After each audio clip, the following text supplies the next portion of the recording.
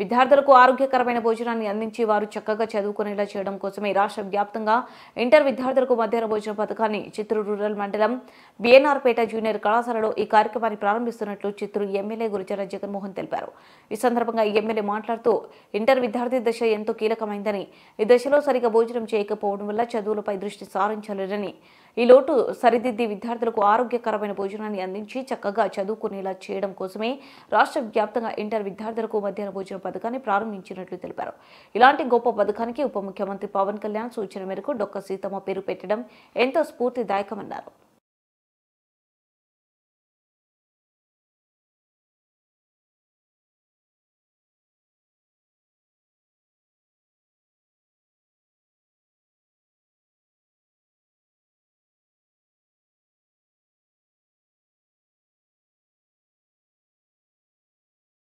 నారా చంద్రబాబు నాయుడు గారు కానీ, వారి అబ్బాయి ఎడ్యుకేషన్ మినిస్టర్ నారా లోకేష్ గారు, అలాగే డిప్యూటీ సీఎం పవన్ కళ్యాణ్ గారు ఈ ఒక మధ్యాహ్న భోజన కార్యక్రమానికి డొక్క సీతమ్మ భోజన పథకం అనే పేరు పెట్టించారు. ఎందుకంటే మనం పురాతనంలో ఎవరైతే ఇప్పుడు తలుచుకున్నాం, ఇంత భీమని తలుచుకున్నాం, మున్స్వామి నాయుడు వాళ్ళ అబ్బాయి చంద్రప్రకాష్ ఈ జాగా ఇచ్చారు.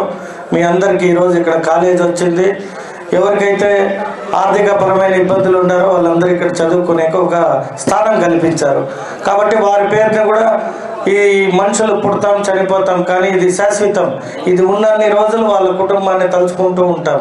అలాగే ఆ డొక్క సీతా మహాలక్ష్మి అనే ఆమె పేరు పైన ఈ భోజనం ఎందుకు పెట్టించారంటే, ఆమె కూడా అటువైపు ఎవరు వెళ్ళినా ఆమె దగ్గర భోజనం చేసుకొని వెళ్ళేవారంట.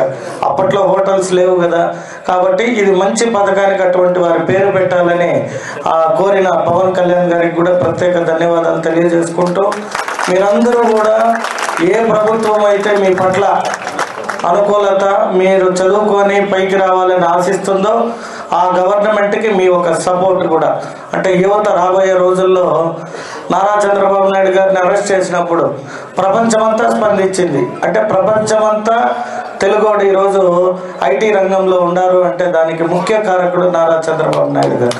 కాబట్టి ఆయన అరెస్ట్ అయినప్పుడు ఎవరైతే ఆయన ద్వారా లబ్ధి పొంది ఉద్యోగరీత్యా అమెరికా కావచ్చు, కెనడా కావచ్చు, ఆస్ట్రేలియా కావచ్చు, సౌత్ ఆఫ్రికా కావచ్చు, అనేక జాగాల్లో నుండి వాళ్ళు ఒక నిరసన తెలియజేశారు. ఒక మంచి ముఖ్యమంత్రిని, మాజీ ముఖ్యమంత్రిని అరెస్ట్ చేయడం ఏంటి, ఆయన వల్ల ఈరోజు నేను ఇక్కడ వచ్చి ఉద్యోగం చేస్తున్నానని ఒక 20 మంది 30 మంది ఒక్కొక్కరు అక్కడక్కడ మాట్లాడుకొని వాళ్ళు అక్కడక్కడ నిరసన తెలియజేశారు. అంటే ఎంత గొప్పతనం అంటే, వారి వల్ల మేము ఈరోజు ఈ స్థాయిలో ఉన్నామని తెలుసుకొని ఊర్లో ఉన్నా కూడా వాళ్ళు ఒక నిరసనని తెలియజేశారే, అది ఒక చంద్రబాబు నాయుడు గారి గొప్పతనం. సో ఇవన్నీ ఎందుకు చెప్తున్నానంటే, మీరందరూ కూడా బాగా హెల్తీగా ఉంటే, ఆరోగ్యంగా బాగా చదువుకొని మంచి స్థానానికి వస్తారని భావించే ఆ కుటుంబం, అంటే నారావారి కుటుంబం కానీ, నందమూరి కుటుంబం కానీ, వాళ్ళే ఈ రాష్ట్రం పట్ల ఎక్కువ శాతం నిజాయితీతో వ్యవహరించిన ముఖ్యమంత్రులు నారా చంద్రబాబు నాయుడు గారు కానీ, నందమూరి తారక రామారావు గారు కానీ. ఆనాడు స్త్రీలకి ఆస్తి భాగం కానీ మంచితనం ఏదైనా చేయాలి అంటే అది నందమూరి తారక రామారావు గారు చేశారు. ఈరోజు నారా చంద్రబాబు నాయుడు గారు, మీరంతా చదువుకొని మీ కాళ్ళపైన మీరు నిలబడితే, మీరు ఎవరిపైన ఆధారపడకుండా మీ లైఫ్ని మీరు లీడ్ చేయొచ్చు అనే ఒక మంచి ఉద్దేశంతో ఐటీ రంగాన్ని మన ఆంధ్ర రాష్ట్రానికి తెచ్చింతటి గొప్ప పని చేశారు. కాబట్టి ఇటువంటి కార్యక్రమాలు ఇంకా అనేకంగా చేస్తుంటుంది గవర్నమెంట్. వారికి నేను ప్రిన్సిపల్ గారికి, మన స్టూడెంట్స్కి ఏమైతే ఇబ్బందులు ఉన్నాయి, వారి కోరికలు ఏమన్నా ఉంటే ఇక్కడ ఇన్ఫ్రాస్ట్రక్చర్గా కావచ్చు, స్పోర్ట్స్ పరంగా కూడా ఇంకా వారిని యాక్టివ్ చేయడానికి ఏదైనా స్థలం ఉంది. కాబట్టి ఆ స్పోర్ట్ ఎక్విప్మెంట్ కూడా మేము ఒకవేళ ప్రభుత్వం చేయకపోయినా కూడా వ్యక్తిగతంగా నేను, మా చంద్రప్రకాష్ అన్న ఇక్కడ ఉన్నారు కాబట్టి ఈ మండలానికి సంబంధించిన వ్యక్తులు ఇంకా ఇక్కడ ఉన్న లీడర్స్తో కోఆర్డినేట్ చేసి వారికి సపోర్ట్ చేద్దాం.